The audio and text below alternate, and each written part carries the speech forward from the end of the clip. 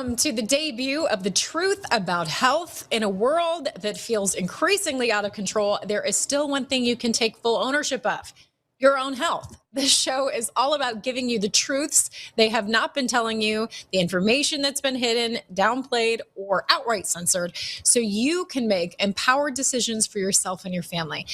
Now, we do need to get this disclaimer out of the way, of course, since they will always be eager to come after us. The information in this broadcast is not to be taken as specific medical or health-related advice. This is for broad dissemination and education only. You are encouraged to seek qualified medical and health-related doctors and professionals in the respective area that you need help with. All right, I'm Christy Lee, and this is The Truth About Health. Let's go ahead and get started. Coming up, we're joined by Rosie Ann Berry, founder and publisher of NDNR, Journal of Applied Natural Medicine. She is here to break down Bobby Kennedy's major changes to the preventative mammogram schedule and share powerful holistic approaches to depression. But first, let's go ahead and welcome Dr. Pierre Korey, a former chief of critical care service and medical director of the Trauma and Life Support Center at the University of Wisconsin. He's a world-renowned pioneer in critical care ultrasound, led, in major COVID hotspots, including New York City, and co-founded the FLCCC Alliance to develop life-saving protocols for COVID-19, long COVID, and post-vaccine syndrome. So, Dr. Korey, it's so great to have you on the premiere show. Lots to talk about. We'll see what we can get through, right? Awesome. Really nice to meet you, Christy. Thanks for having me. You bet. Wanted to start with the latest hysterias that we've been seeing. We all, of course, are familiar with how much COVID was hyped up. I was a news anchor in California when at the height of COVID, and just every night was the same old, all these numbers running across the screen. Now we have heard about the Hantavirus hype. It seems like that's kind of flopped, but maybe you can speak on that. And we're seeing more about Ebola. So maybe you can also speak on how concerned we should be about these things like Hantavirus and Ebola. What do you think? I think it's the same pattern we've watched over years. I don't think any of them are of any concern, really. And to be honest, even the veracity of what the reports are questionable. But let's just look at the pattern and put it into context, right? So I was about to say, if you remember COVID, but during COVID, right? Remember after that first wave, which really was bad. I mean, that first year of COVID was wicked. And then 21 with the Delta wave. The Delta wave was the most difficult I had to treat during those years. But right after Delta, when Omicron came down, COVID became much milder. But none of the fear mongering stopped. In fact, they were using it to, it's almost like a pump and dump with media, right? As they just start blaring that there's a new variant coming out. Be scared, be scared, be scared. And, they would get eyeballs glued to televisions. Everyone would be talking about it. And then it would promote their wares, right? So the Paxlovid, the Molnupiravir, the Remdesivir. And it just was like getting really tired to watch. But the problem is that they couldn't use COVID so much anymore because it became so mild. So then what happened? Do you remember Monkeypox? That was the saddest and most comical of those episodes, right? So Monkeypox was just so dumb. They're trying to get everyone to be fearful, and then by the way, there's always a vaccine behind each and every one of these new scares, which is really, really troubling. It's not a vaccine that's been released. It's not one that's been approved, but you can see that they've all been working on them. When I say they all, I think when we get to Hantavirus, when I checked, there was 14 different centers around the world that have been working on a Hantavirus vaccine for a disease that's not even human-to-human transmissible.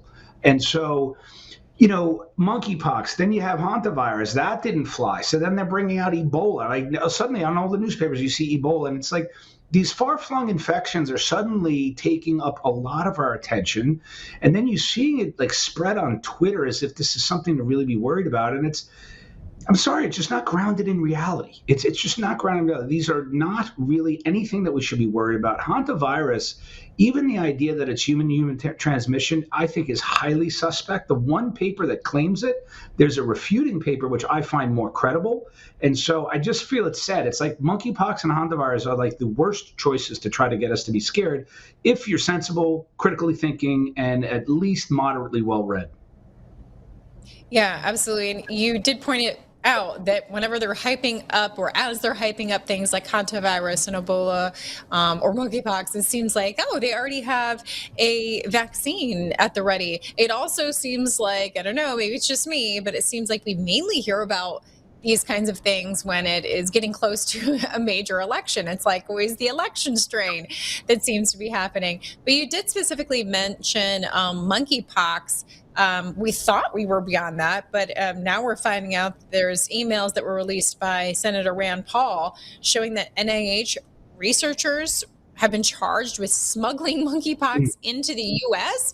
I mean, this is wild. I mean, this is the kind of stuff that we're like, oh, did they plant COVID? Was this a pandemic? And then here you have an actual case of them smuggling in monkeypox. I mean, what is the reason for this? I mean, what are we to make of this?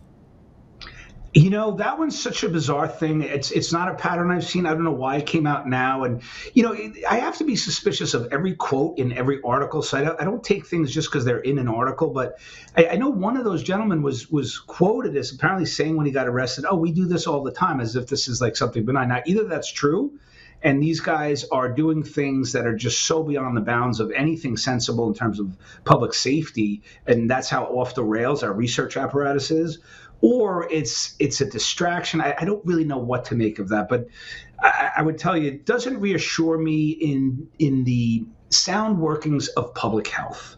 Going back to these fear mongering schemes, it's not only the vaccines that they have behind them, but it's also, I think, the massive loss of trust that has befallen public health agencies around the world, which frankly has a very good reason for that. They lied, misrepresented, and distorted for years. So no one's, their trust is waned. That's been documented in published medical journals. The JAMA published an article in 2024 showing that trust in doctors and hospitals in the United States dropped from 71% in 2019 to 40% in 2024.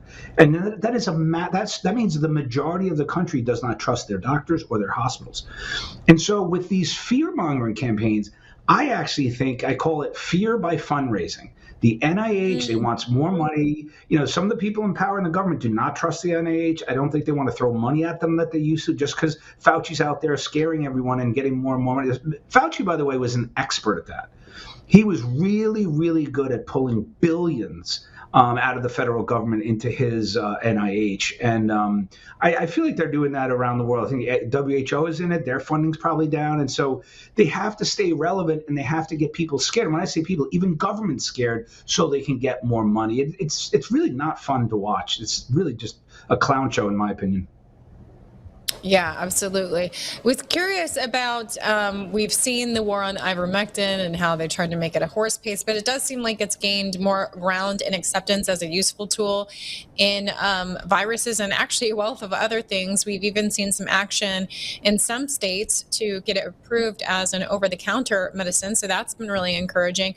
What are your thoughts on some of these discoveries as far as what other things ivermectin can be used for? I mean, I was just listening to all kinds of podcasts to try and stay well-rounded and informed, and so I don't even remember what it was, but they were talking about, like, how do we know that ivermectin doesn't work for Ebola? I mean, if ivermectin is great for viruses in general, like, have we ever even tried it for something like Ebola? So what are your thoughts on the state of ivermectin and research being done there?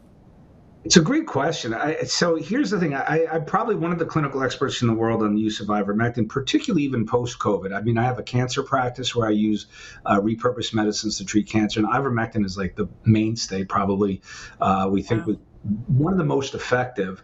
But here's the thing. When Professor Satoshi Amora, in his Nobel Prize acceptance speech, he called it the wonder drug. And the reason for that, and I try to remember people that, is that it's really difficult to find any medicine developed in history that is safer than ivermectin. If you look at adverse events, it is incredibly safe. So safe that the WHO distributed across continents for decades to men, women, and children to eradicate parasitic diseases. That's why it's a Nobel Prize winning drug, because there's been no other drug that had an impact on public health the way ivermectin has. The other unique thing of why it's a wonder drug is it has 20 different pharmacologic mechanisms of action that have been elaborated. So when you have that many different therapeutic mechanisms of action, the amount of diseases that it can treat is so broad, which brings up another relationship. The more effective and the more widely effective a medicine is, guess what that triggers? That triggers attacks, disinformation, suppression, censorship, and propaganda, right? And there's been no more brilliant example of that than what I call the horse dewormer PR campaign. That was a coordinated, synchronized attack that was timed. It all developed in the late August of 2021. And I actually mapped out the sequence in my book, but it literally started with a CDC memo to all doctors. A couple of days later, you had the famous FDA horse tweet. And then a few days after that, they trotted out Fauci on Jake Tapper on CNN, where he says, there is no clinical evidence that ivermectin works in COVID. And it was one of the most brazen lies ever. And then you had weeks and weeks of late night talk show hosts of nothing but jokes about ivermectin. They never used the word ivermectin. They only used the word horse dewormer. It was like a memo. Christy, I know you know the media business. I'm just watching from the outside, but it really looked like a memo circulated to all the news desks that, like, this is the story of the day and you need to keep hammering it. Get people to think of ivermectin as an uncredible drug that only weirdos who like horse dewormers would take it. And you know what? I wouldn't tip my hat to them, but I will just say that they were immensely successful with that PR campaign. Yeah, absolutely. And you made me think of how whenever you would try and reason with people, and be like, look, I have these friends that had success, or give any evidence of how ivermectin was helping people, particularly with COVID, and particularly with a certain doctor in my family, which will go unnamed, that I don't really speak to anymore. Like the veracity, the passion of resistance, and constantly having to hear anecdotal correlation doesn't equal causation. I mean, like this is like what everybody was parroting. But I mean, when you have real world life experience, you don't care about if something's called anecdotal or if something's called correlation versus causation. I mean, a little story about my teen daughter.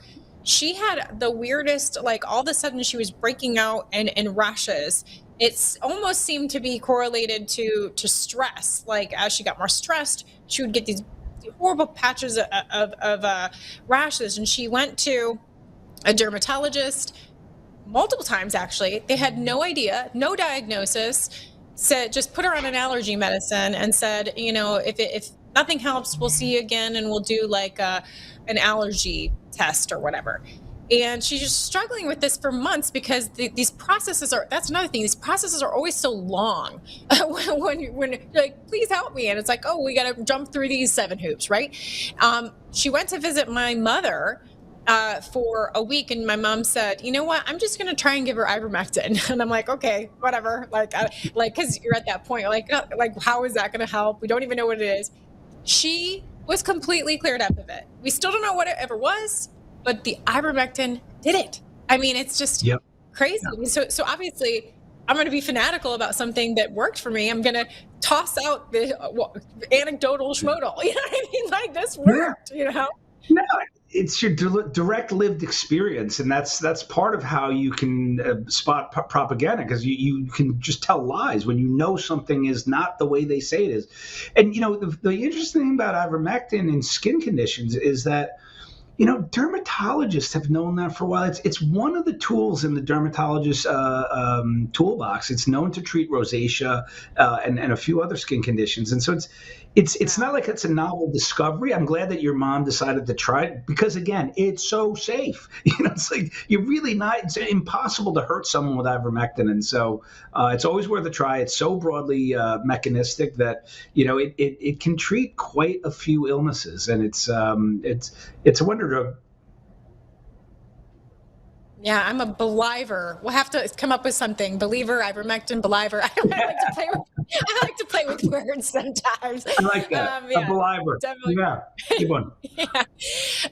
So let's talk about other things that may be missing that can improve our health. It's great that we're learning that ivermectin can cure, and then it's funny. It's so funny to me that you said dermatologists know that this can treat. Never was offered to her, but my mother, it's just like, let's try this, and that worked. That's fascinating to me. But let's talk about other things. There's this importance of minerals. When I was pregnant, obviously I was going the way of natural, like, what do I need? Okay, I'm going to take a prenatal, but it was really highly advised by my doula and my midwife. You really need minerals. And so I'm trying to remember Irish moss, I think they were giving me. But yeah, can you tell me more about why minerals are missing from our diet, why they're so important? Yeah. So I've spent. I'm now in my 10th month, which has produced 2 books of research on minerals and actually water. And I will tell you that here's the thing. I thought I was studying minerals because what I started with was this very unique extract that was presented to me from it's the results of an achievement of a Japanese engineer in 1977. He spent 15 years trying to extract this broad complement of minerals from a very common volcanic rock that's about 7% of Earth's crust. It's called biotite or black mica. And it's known to be one of the most broadly mineralized rocks on Earth. And after 15 years, he actually managed to extract it in this liquid solution. And I thought it was a mineral extract. And that's what I studied. So I went deeply into minerals. But I'll start with your question, which is, as I was studying, I came to the realization that all of biology, which is to say the study of all living things, anything alive on Earth, and this is a slight oversimplification, but not really, everything alive has 3 requirements in order to be alive. And one is carbon. Everything alive has a carbon framework or skeleton. And the only other 2 things that everything alive requires is actually water and minerals. So you're talking about the foundations of life, which is carbon, water, and minerals. And so when you're talking about when you were recommended to do minerals are literally how energy is made, transferred, shuttled, and coordinated in order, so to blink an eye, to move your finger, for your heart to beat. It's all this coordination of minerals, and really through gradients, which is these concentration differences across membranes. It's minerals shuttling back and forth, and every time a mineral transfers something like an electron, it releases energy, because that's how we live, right? We have to have energy, and it's literally the actions of minerals that do it. So when you ask me, tell me about minerals, I'm starting at at the foundation of life. It's water, minerals, and carbon. And when I told you before that I thought I was writing about minerals, it took me about 5 months into the book to realize, when I started to study this solution that first piqued my interest, I discovered that the amount of minerals that were in it were so minuscule that it was not acting as a mineral supplement. And I'll just fast forward. Yeah, what I found, it had this really broad composition, and it worked when you added it to water. And when you broadly mineralized your water, this is my understanding now, is that it turns your water, first of all, it binds anything contaminating your water, will bind with 2 of the biggest minerals. There's iron and sulfur in there at high degrees. They'll take everything out of your water, and it leaves a purified, very broadly mineralized water. And I can defensively prove that this is a water that we don't have on Earth anymore. And what do I mean by that? Well, if you remember 1850s, the Industrial Revolution, we're now 150, almost 200 years in the Industrial Revolution. Almost all water sources, groundwater, surface water, have now been altered in from small to large ways. They are not what I call pre-Anthropogene water, or the water that supported humanity through since its inception. And this mineral extract, I believe, restores water to a state that once supported all living system, whether it be humans, animals, microbes, and agriculture. And I think I think we're on the precipice of I think I uncovered a major discovery that went unnoticed by history, and it's my job to bring it out, and that's why I wrote these books. That's incredible. Do you think there would be any correlation? I take so many supplements; it's ridiculous at this point because I'm getting starting to get in geriatric age. I just had my son 18 months ago, but I'm 44, so I have all of the hormone things going on. So I am taking all these supplements, and I always just as I'm taking all these every day, like thinking like, how much is my body like actually absorbing of all this stuff? Do you think the quality of your water has anything to do with how well you absorb the supplements you may be taking? Well, here's how I think it. So the quality of the water, I think it's the mineral composition of the water, because the minerals, the way they act through something called ion exchange.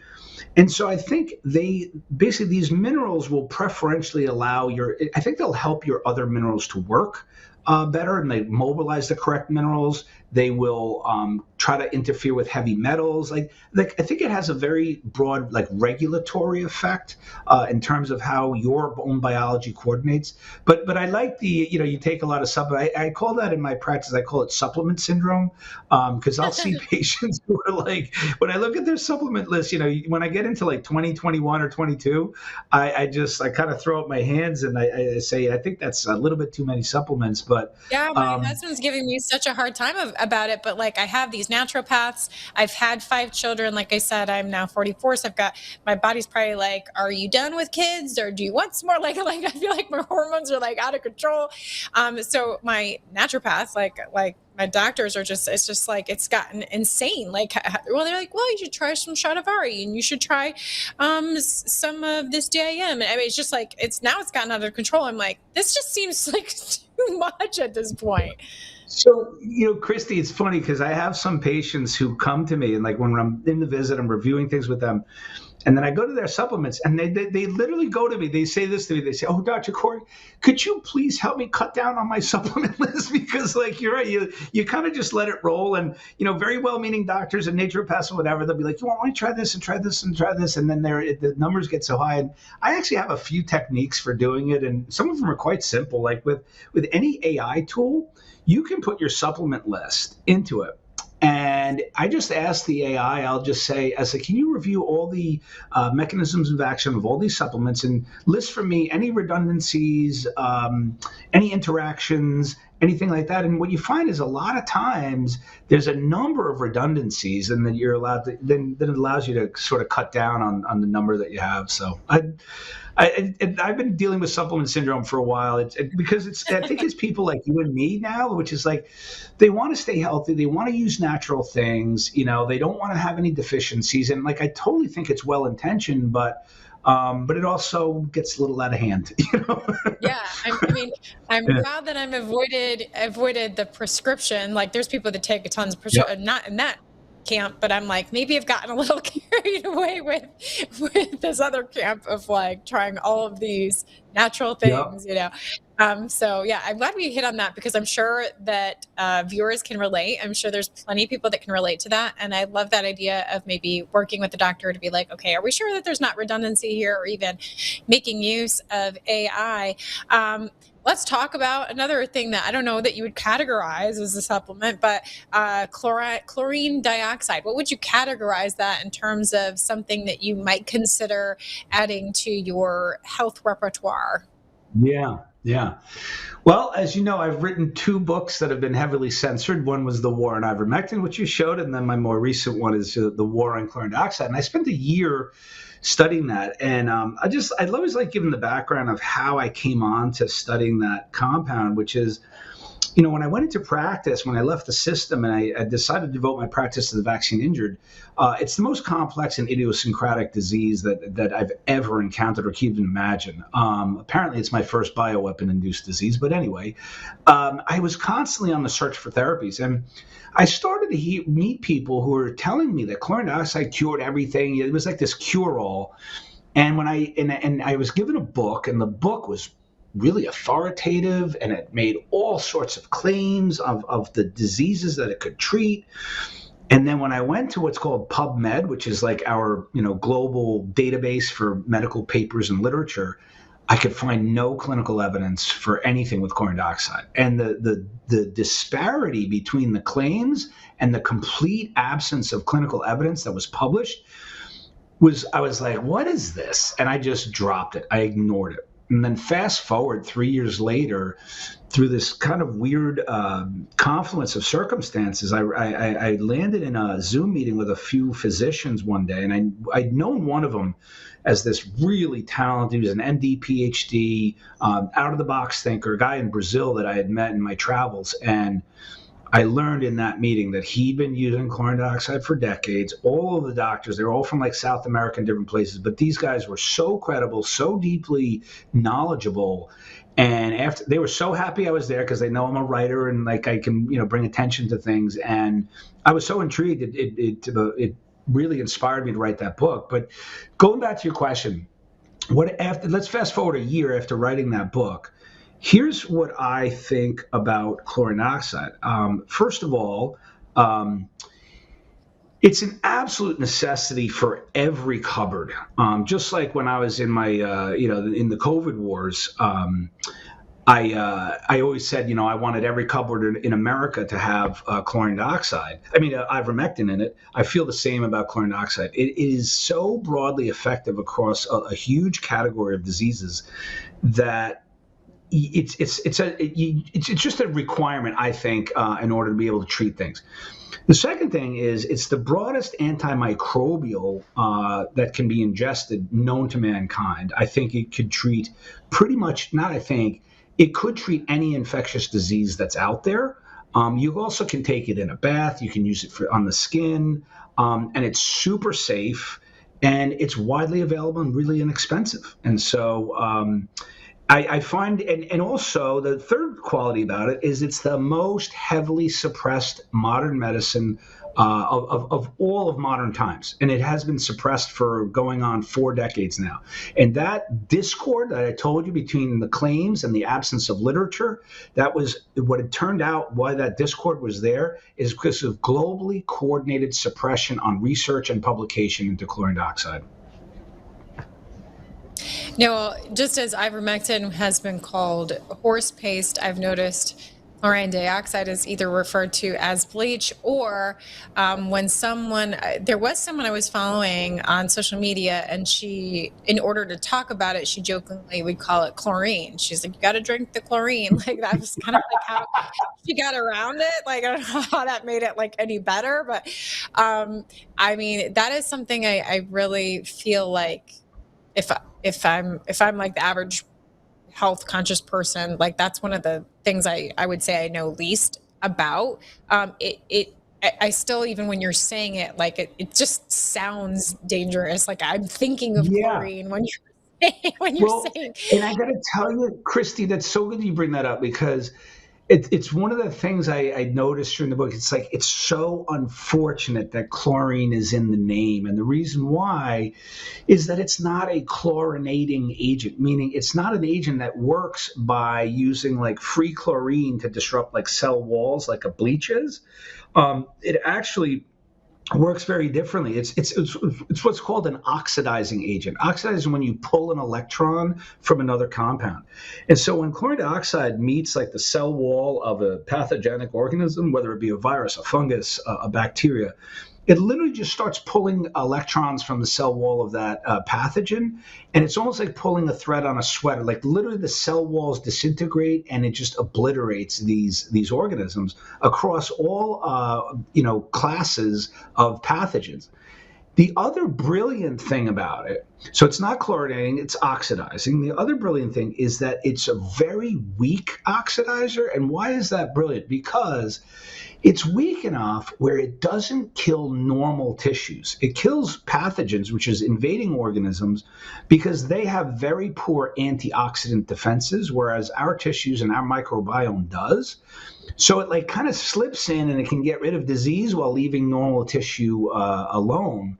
And so it's truly a remarkable discovery. And I'm going to tell you something kind of dark, but in my research, one of the sources for my book, I got introduced to an 86-year-old former applied scientist who worked alongside or in intelligence. I can't confirm that, but his depth of knowledge was incredible. And what his specialty was in his career back in the 80s was helping Soviet scientists defect. And he actually helped a guy named Vladimir Pasechnik defect, who was actually a partner of David, who became a partner of David Kelly, the guy who got murdered after, he was a weapons inspector in Iraq, who died soon after that little episode in Iraq. But when my source got to know Pasechnik, who was the head of the Russian bioweapons program, they had been working with chlorine dioxide for a decade. They were curing TB with it. And Pasechnik told my source that chlorine dioxide is the ultimate antidote to all bioweapons. This is in the late 80s. Wow. Wow. And I was thinking, I misspoke earlier. She was referring to it as pool water. I was thinking of chlorine as you add to the water. And I was saying chlorine. Chlorine's like right in the name, but she kept on referring to it as pool water, which obviously it isn't. But that's incredible. But I mean, because it's been so suppressed, it sounds like you're arguing even more than ivermectin. And how can you know where to get it and that you're getting like a safe type it in. So I've never heard of a counterfeit or a fraudulent chlorine dioxide. The kits are on Amazon. They cost like $20-25. Comes in 2 bottles. You mix it up. It smells like, once you mix the 2 drops, it'll turn yellow. It'll smell like chlorine. It's very hard to fake that, and no one would. I mean, it's widely available. But here's the thing. Let's go back to what we talked about before, Christy, is that bleach is just the new or old horse dewormer. Like if you look at media mentions of chlorine dioxide, it is bleach, bleach, bleach, bleach, bleach, bleach. In fact, when I was completing my book one day, I realized that I was ringing the bleach bell and like pointing out all of the distortions and attacks on chlorine dioxide for decades. And I remember I did a search on my manuscript and I looked to see how many times I'd written bleach in my book. And it was some exorbitant amount of times. And I kind of went through and I was like, I had to like cut down on them, but it literally, the media and the agencies will, as soon as you hear of anyone claiming to have treated someone or a doctor who uses chlorine dioxide, that person is immediately caricatured as the bleach doctor, or the doctor who treats his patients with bleach, as if we're some madman using a caustic, toxic, cancer-inducing agent and thinking that it's helpful. Again, this is all propaganda, and they're really good at it. And they chose horse dewormer for ivermectin, and they've long ago chosen bleach for chlorine dioxide. But if you are looking, you said everyone should have it in their cabinet. You can just go to Amazon and type in chlorine dioxide, and there'll be kits you can purchase to make sure that you have it available. 100%. They'll come in 2 bottles, bottle A and B. And then how to use it, it's not, here's the thing, it's super safe. It's just not always well tolerated because you have to titrate. And there's plenty of places on the internet. Like in my book, I did not want to go into like medical guidance on how to treat. I really just wanted to tell the story of chlorine dioxide.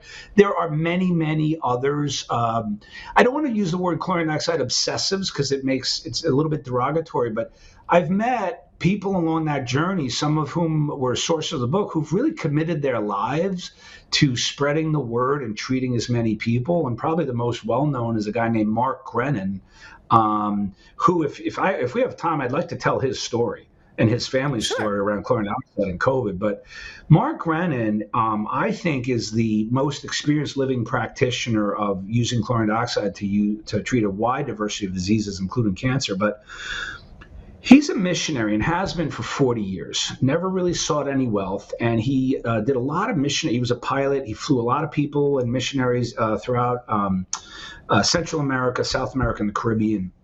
And he discovered chlorine dioxide around 2010 and devoted his life to spreading the word of chlorine dioxide. He formed a church along with Jim Humble, who's a more famous chlorine dioxide advocate. And him and his family had 3 sons, and they were selling chlorine dioxide for a very modest price. They would send it to you for free if you couldn't afford it. I mean, these guys were really true humanitarians. I've gotten to know them very well. And they were doing that for 10 years. And then guess what? In April of 2020, suddenly the FDA sends out a letter. Cease and desist, no claims that chlorine dioxide is effective, no selling, no doing anything. And many, many people stopped doing what they were doing with chlorine dioxide, but the Grenons did not. And I will tell you what they did to the Grenons is something to behold. One day, 9 to 11 different law enforcement agencies descended upon their house, helicopters overhead, ABC News in the street. I mean, this was very choreographed, a massive invasion. They took 2 of his sons who were in the house to jail. Oh my God. Mark and his other son were in Colombia at the time. They got extradited from Colombia. And that was all over the news. And remember, they did this for 10 years. You want to tell me why in April of 2020, suddenly they had to be kind of literally wiped off the map? And I just want to finish the story by saying that Mark and his one son who got extradited, they only got 5 years because Colombia would not allow extradition for a life sentence. The U.S. government wanted to charge him and his son with a life sentence. So they got 5 years. His 2 other sons who were in Florida, and that's when they got 5 years as well. And then they got 7.5 years added for contempt of court for not responding to that letter, which is the 4th longest sentence in the history of legal jurisprudence. 7.5 years for contempt of court for 2 young men with families who are first offenders. And I'm sorry that it took so long for me to tell you that story, but I just want to use that example. It's so important, and it's so stomach turning that this is the kind of thing that happens in free America, this kind of persecution, destroying people's lives, destroying people's families. I mean, and can they point to the harm that was done? I mean, no, not at all. Yeah, the harm that they claim is that for falsely claiming that it works for COVID-19. I will tell you that in all of the therapies I've used for COVID over these 5 years, if I were to get a sniffle today, number 1 first line for me would be chlorine dioxide. It's not even a question. And I will also say there was one of the most, it's not even a buried story, it was just ignored, but Bolivia, in late 2020, some lawmakers, I would say some really courageous lawmakers, passed a law in Bolivia allowing for the manufacture, sale, and distribution of chlorine dioxide. The military and universities were making it and distributing it. There was lines in the street. They were emptying ICUs when they started using chlorine dioxide. The case numbers and deaths were horrible in Bolivia, and they took a notably downward trajectory after that law was passed.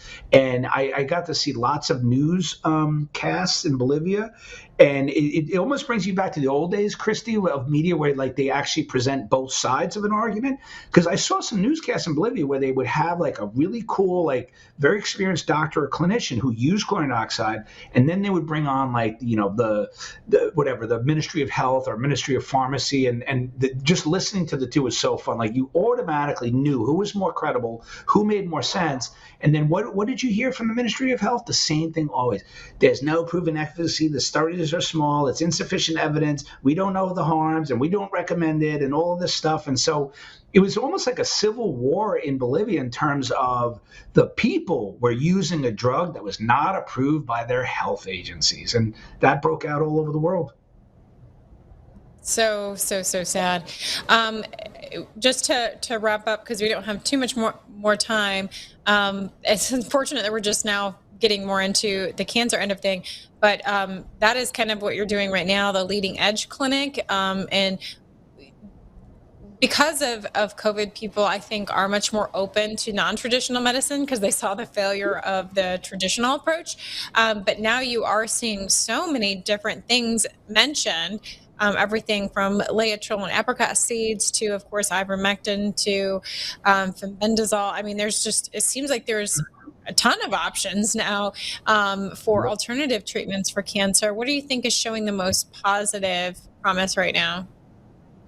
I'm going to give you a not too long of an answer, but really briefly. My partner that I formed my nonprofit with, my old nonprofit, Paul Merrick, one of the most published professors in the world, he did a scoping review of the literature, and he actually found that there's 247 repurposed medicines and over 2,000 nutraceuticals that have anti-tumor properties. So when you think of the choices to choose from, it's insane.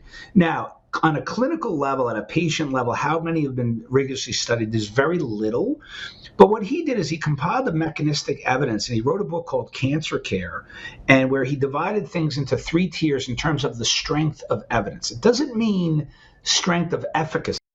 It means mechanistic and safety support in terms of publications. And I tend to draw from them. I do want to be evidence-based and scientific, and I want to be safe. So I don't do everything that you hear on the internet. Like if it doesn't have like a really good evidence base for it, I won't use it. The second part why it's hard to answer your question is cancer is a beast. It is called the emperor of all maladies. I am always using these drugs in multiple combinations, taking advantage of numerous mechanisms at the same time. So when a patient gets better, I'm sorry, Christy, it's a little hard for me to say they got better because of this. Now, outside of that, we have had patients who have reported significant responses on single drug therapies. And when that happens, I've heard more of those single drug therapies producing outsized effects around ivermectin for sure. But again, this is what they say, anecdotal. I don't dismiss things as anecdotal. One anecdote is one anecdote. 1,000 anecdotes is data. And I've always believed that. And but I would say ivermectin, mebendazole, fenbendazole, those seem to, there's more positive reports. But at the same time, I've used combinations of drugs and have produced nothing. I've had patients fail my therapies. I've had patients fail combinations. So I don't ever want to leave a listener thinking that there's any true panacea or cure for cancer. That is a wicked disease to treat, and we kind of throw everything at it. Excellent. Well, I do encourage people to learn more from you. And what are the best ways to keep up with what you're doing? We covered some of your books, but what is the best way to keep up to date with what you're working on? Probably my Substack. So it's pierrekorey.medicalmusings.com, and then my nonprofit, which is called Rebuild Medicine, and it's rebuildmedicine.com. Excellent. Well, thank you so much for your time. Truly fascinating interview, and I'm sure we'll have you back again soon. Pleasure, Christy. Thanks for having me. Good luck. You bet. All right, well, we're going to keep it moving for you. We're now turning to some important updates in preventative health, more preventative health information. Bobby Kennedy is making significant changes to the recommended preventative mammogram schedule. And we're also going to cover powerful holistic approaches to depression. So joining us now to break all this down is Rosie Ann Berry, founder and publisher of NDNR, the Journal of Applied Natural Medicine. For over 21 years, her journal has been one of the most respected resources in naturopathic and integrative medicine. So Rosie, it's great to have you on the show. I think a great place to start is this topic. We just ended talking about cancer, but when you get to be my age, now 44, have had 5 children, every appointment that I go to is trying to push me to get a mammogram. And I'm constantly saying no thanks. And actually, what's interesting is that at the most recent one of these, and I don't even go that much, that's the thing, but one of the most recent appointments, it's like they got ahead of it. They're like, well, I know there's been negative information out there about like harms is totally safe. And I'm like, yeah, I'm still not interested. So, I mean, where are we at with what Bobby Kennedy is doing with this, and what are we learning?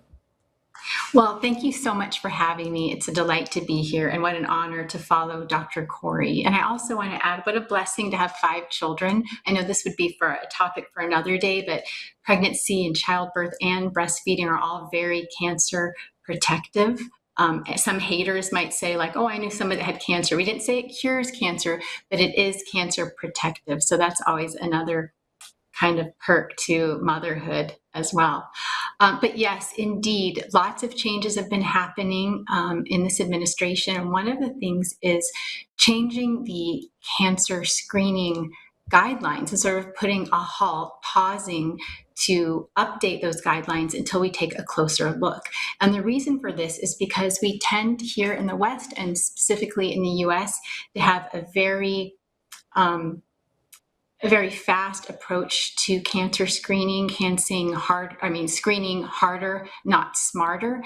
And research, and we're talking from high impact journals such as The Lancet and others, show that more screening doesn't always make better outcomes.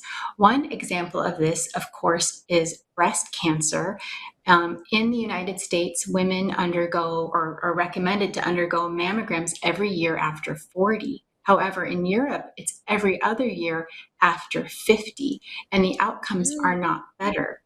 Moreover, we are also seeing that a large number of women are being sort of overdiagnosed, something called ductal carcinoma in situ, which is a type of cell change that doesn't usually metastasize. And so over a third of those women end up with a mammogram when really they weren't at risk for death from cancer. So I really applaud the administration for wanting to take a deeper look and maybe match more of what's happening in Europe. Another thing about this, though, is that it does use the same type of radiation that's in nuclear radiation. We have studied the impact of radiation in cancer, and we've also looked at a recent study that showed CT scans might be a causative factor in over 100,000 potential new cancers just because of that radiation. And so I really applaud the fact that we're going to slow down and take a look and make sure women are protected from unnecessary procedures, all the risks that come with that, and that we take a proactive approach, but also are more cautious as well. Yeah, absolutely.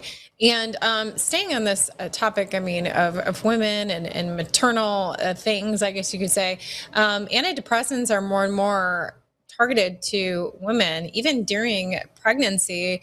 I saw a post about how antidepressants, though, however, during pregnancy can cause defects. But we also see this antidepressants are targeted to youth. I mean, it just seems like an epidemic of just let's not look at your situation, or acknowledge situational reaction, human emotions. Let's just we cannot allow you to feel bad, so let's just numb you, and here's your treatment. What are your thoughts on the rise of turning to antidepressants and the potential harm in mothers and children and others? Well, it's welcomed and it's long overdue. We've been publishing at ndnr.com for a few decades now. One of my favorite articles we ever published is called "Is It Really Depression?" You just mentioned this, is it something situational or is it actually this chemical imbalance? And without even going to the fact that a huge umbrella study showed that the serotonin hypothesis of depression was really debunked, we have to look at the fact that antidepressants are the most prescribed medications in the United States. And these drugs do cause DNA damage. Basically, they are metabolized in the liver, and these metabolites are mutagenic. They do break DNA strands, and this can be harmful at any stage of life, especially during pregnancy or childhood. And so it's really time to slow down and take a look and see what are we really treating. Serotonin is produced in the gut, but it is not just a mood hormone. It helps with bone formation, blood cells, memory, and even movement. And so we're not just targeting the brain with these drugs. They really are whole body drugs. And we need to pay real attention to the DNA effects of these. Something that a lot of people don't know is that these drugs do have a black box warning. And many are not told. They just go fill up their prescription, pick it up, and they are not told. A black box warning is the strictest, most severe warning that the FDA can issue on a drug. It is one step before taking a drug off the market. Also, anti-anxieties like benzodiazepines, those also all have black box warnings, and we can talk about those in a minute as well. But I do applaud the administration that we're taking a better look at these psychiatric medications, how often they're prescribed, and also the whole issue of being able to deprescribe, tapering them. And I'm also glad to know that doctors will now be reimbursed, not only when they're prescribing, but also helping patients off these.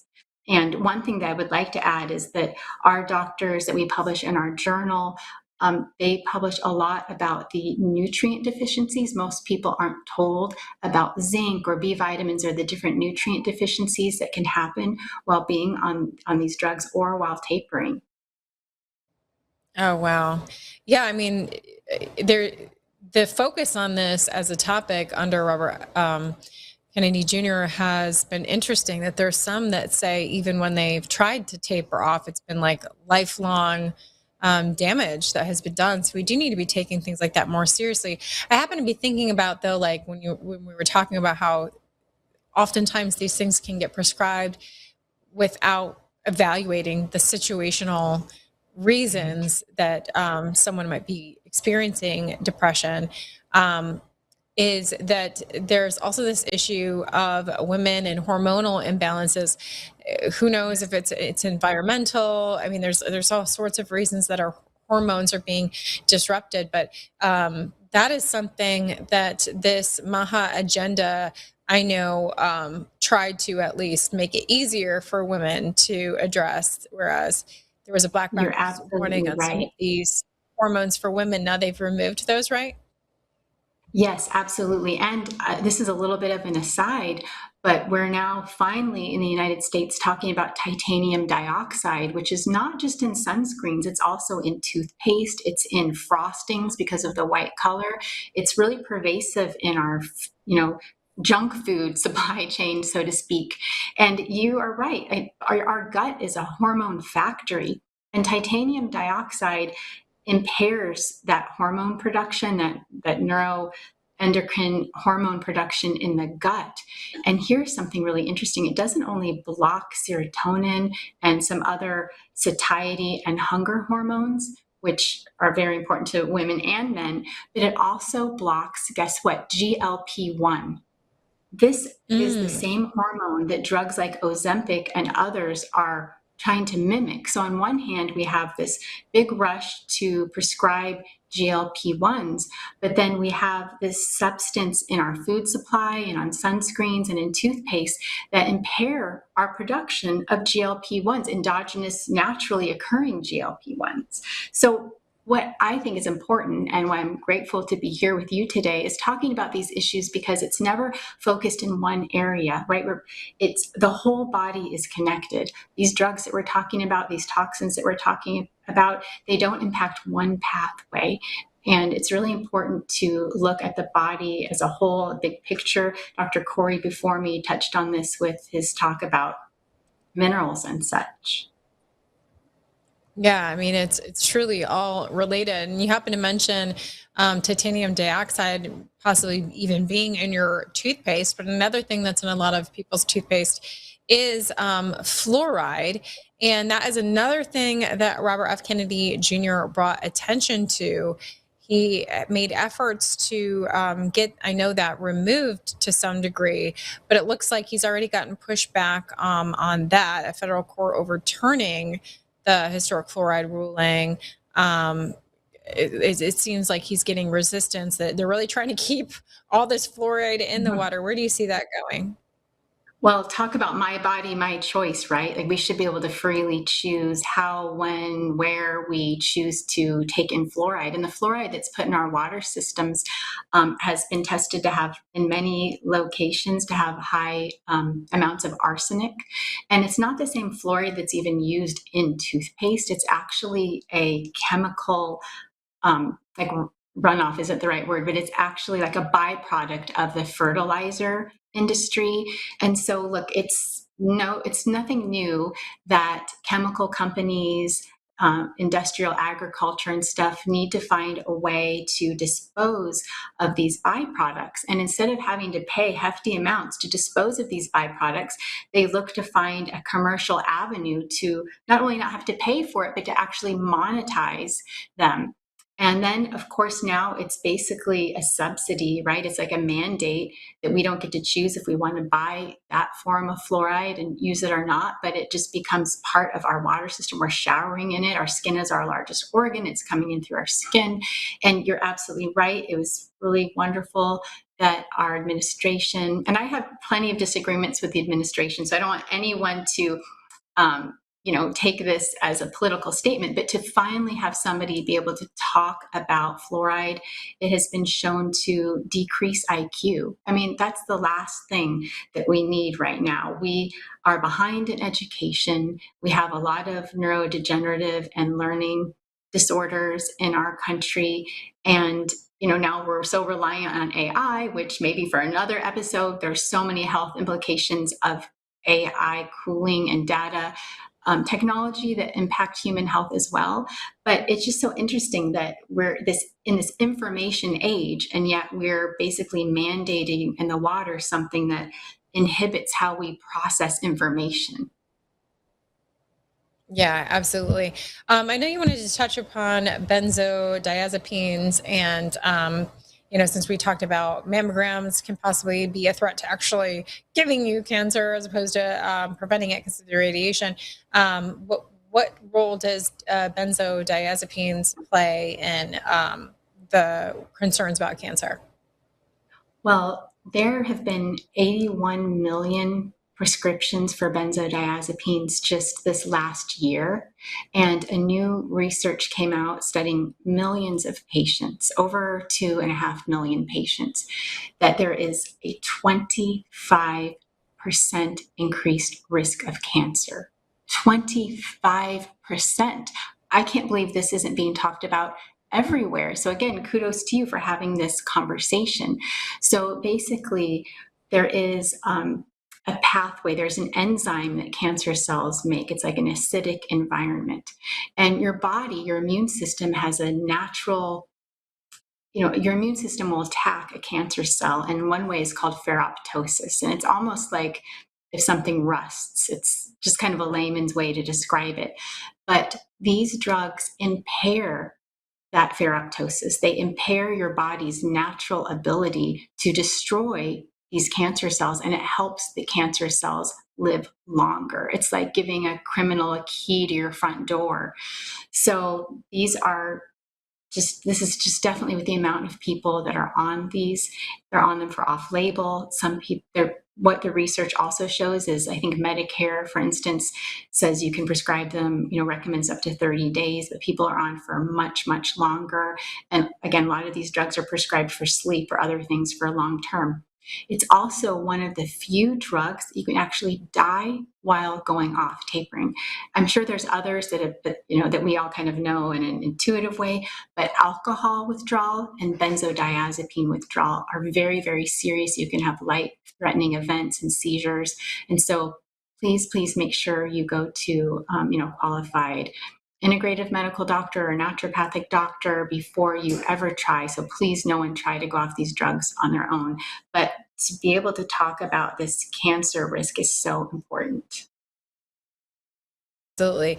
And then, like you said, we could probably have an entire show on the AI concern, but really what's making the headlines right now is the aggressive need for certain people to try and get these data centers and communities. And you're definitely seeing resistance. I mean, I just saw one of my neighborhood social media apps sign the petition to say no to data centers. So this has really been making headlines. What concerns should we have about data centers going up? So many. I mean, one that sounds like, oh, maybe it's not a big deal, but is artificial light at night. The glow that comes from these data centers does impact hormonal health. It impacts puberty, it impacts fertility. It impairs your body's synthesis of melatonin. Now, we all know kind of intuitively that you heal more when you sleep, and light disrupts this. And it's not just the sleeping. Melatonin is your body's master antioxidant. And so there have been studies with shift workers, for instance, people like nurses who work the night shift, doctors who work the night shift have increased risks of cancers. And so a lot of our communities now are well lit at night. We're not getting a true dark night. It can also lead to neurodegenerative diseases. But that is one big concern that not a lot of people are talking about. If someone doesn't understand how light can affect biology, think about marijuana growers that use light to change the amount of certain substances like THC that a plant produces. It changes the hormonal expression of a plant. So that happens with humans, it happens with our pets, it happens with pollinators and birds as well. The other one that is less talked about is called infrasound. And there are a known category of diseases called vibroacoustic diseases. And we see these in like airplane pilots or people who work with large machinery, that this low vibrational hum can cause scarring of tissue such as like blood vessels and arteries. It can cause lung fibrosis and heart hardening as well, or the hardening of the soft tissue. And what is so sinister about this infrasound is the way they measure sound is really meant like, oh, if a neighbor's having a loud party or something, like a block party, they only listen to the loudest sound and they don't listen to these low vibrations. They kind of turn that off. They don't measure that.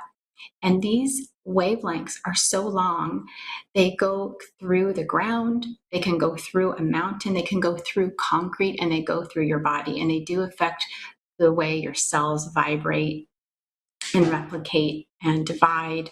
And so these are something with this constant hum of these cooling systems plus the generators.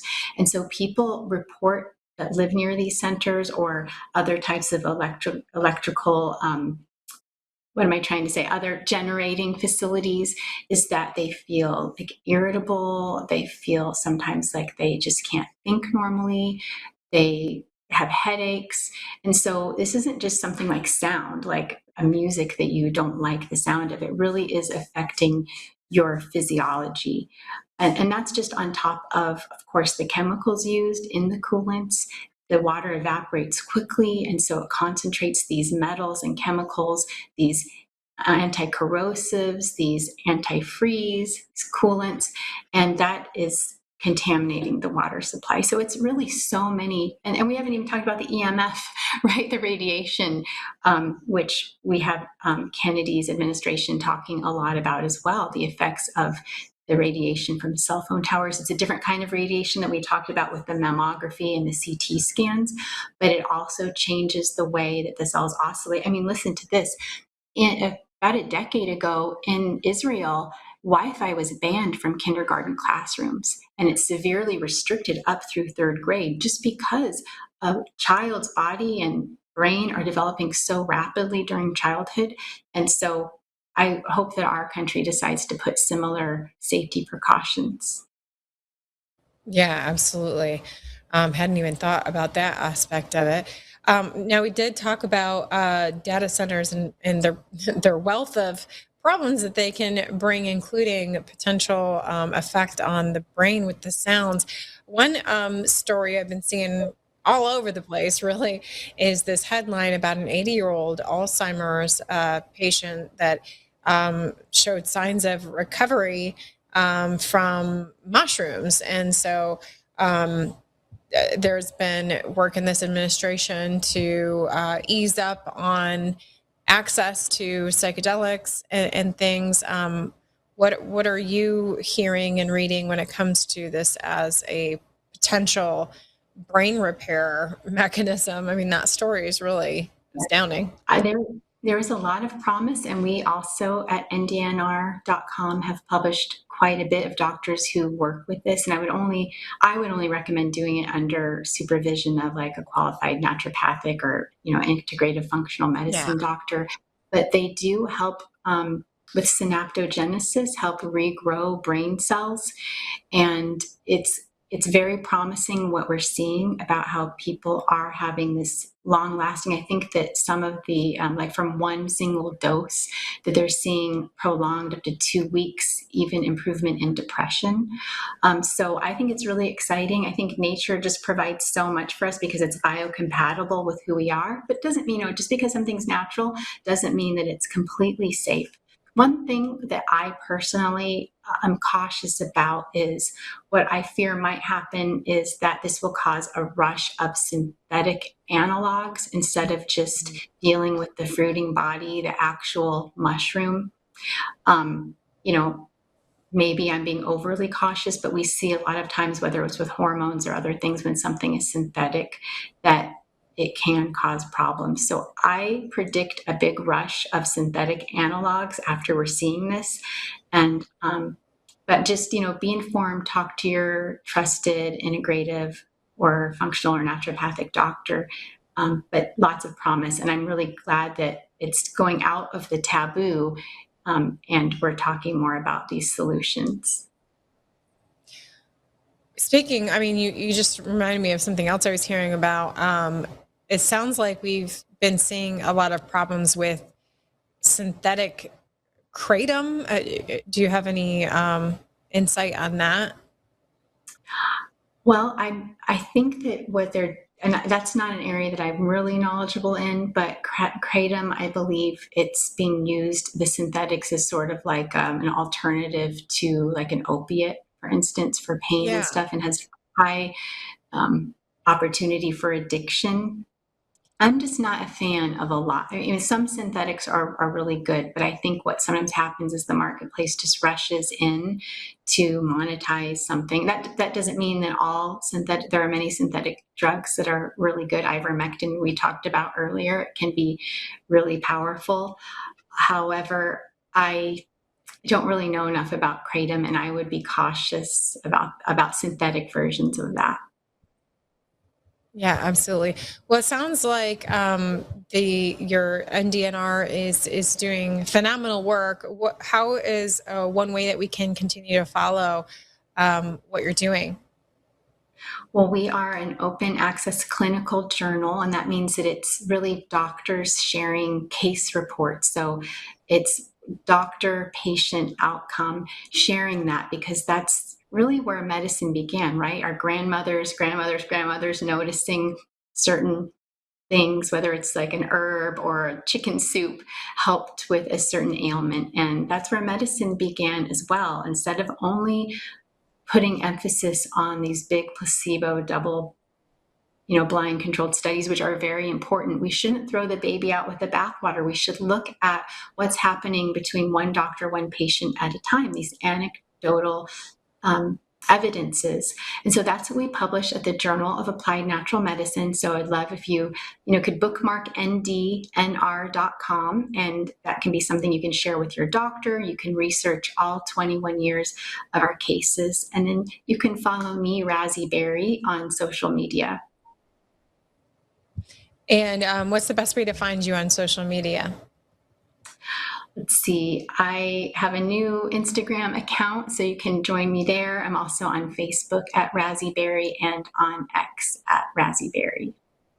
And that is my real name. It sounds made up, but I'm all really good name. It's such a great name, Razzie Berry. I love it. But is there a story behind that? My grandmother, she's turning 96 in 2 weeks, and she just thought it would be funny. It was really a joke, but my mom loved it. And here I am. I've survived this far with it. But I'm really congratulations on the show, and I'm really grateful to be here and would be happy to contribute whenever you need. Yes, we can deep dive into, there's so many topics that it's kind of hard to, I wanted to give a little taste for everything for the first episode, but we'll be happy to have you back to deep dive on any one thing that you're particularly passionate about at any one particular time. So thank you again so much. It's just fascinating. Love what you're doing. It's my pleasure. Thank you. You bet.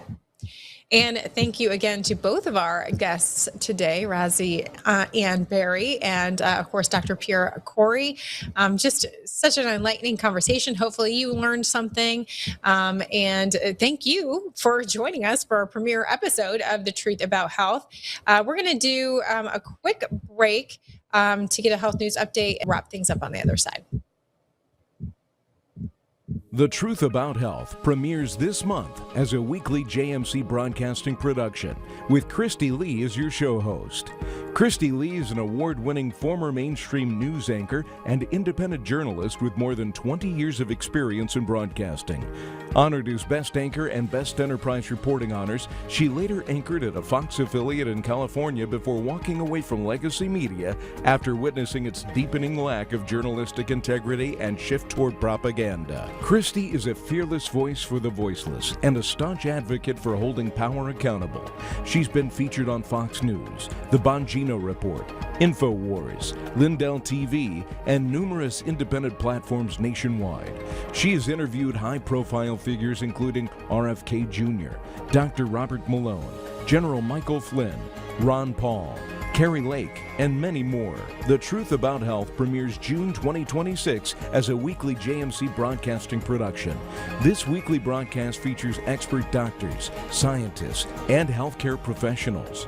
We don't reject science, we go further in it. We go beyond symptoms, headlines, and hype, bringing you the truth about what actually heals the body.